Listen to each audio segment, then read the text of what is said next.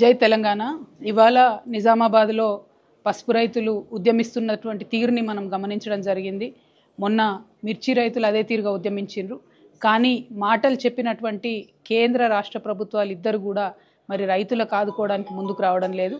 నిజామాబాద్లో పసుపు రైతులకు 15,000 మద్దతు ధర ఇస్తామని చెప్పి కాంగ్రెస్ పార్టీ అధ్యక్షుడిగా ఉన్నప్పుడు ఇప్పటి ముఖ్యమంత్రి గారు రేవంత్ రెడ్డి గారు మాట ఇచ్చి ఉన్నారు. అదే మాట గౌరవనీయులు రాహుల్ గాంధీ గారు కూడా చెప్తున్నారు. కానీ పసుపుకు ఇప్పుడు కనీసం 11,000, 9,000 కూడా రానటువంటి పరిస్థితులలో ప్రభుత్వం ముందుకొచ్చి మా నిజామాబాద్ పసుపు రైతుల్ని ఆదుకోకపోవడం అన్నది కేవలం రైతుల్ని నయవంచన చేయడమే, మోసం చేయడమే. కాబట్టి తక్షణమే రాష్ట్ర ప్రభుత్వం ముందుకొచ్చి పసుపు పంటను కొనుగోలు చేయాలని చెప్పి కనీసం 15,000 రూపాయలు మద్దతు ధర ఇవ్వాలని చెప్పి నేను డిమాండ్ చేస్తూ ఉన్నాను. పసుపు బోర్డు తీసుకొచ్చామని చెప్తున్నటువంటి భారతీయ జనతా పార్టీ మా ఎంపీ అరవింద్ గారు కూడా మరి ఈ సందర్భంలో కనీసం రైతులను పరామర్శించేటటువంటి పరిస్థితి కూడా కనబడడం లేదు.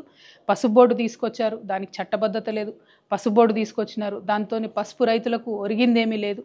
కనీసము ఆ పసుపు బోర్డు ఇనాగ్రేషన్ టైంలో బండి సంజయ్ గారు ఒక మాట చెప్పినారు, మేము చాలా దీంతో పసుపు రైతులకు లాభం చేస్తాము, ధరలు పెంచుతామని చెప్పినారు. మరి ఆ ప్రయత్నం చేస్తున్నట్టుగా కూడా కనీసం కనబడతలేదు. సో ఇవాళ కేంద్ర ప్రభుత్వం కూడా ముందుకు రావాలని చెప్పి రైతులను ఆదుకోవాలి, పసుపు రైతులను అని చెప్పి నేను డిమాండ్ చేస్తూ ఉన్నాను. Thank you. జై తెలంగాణ.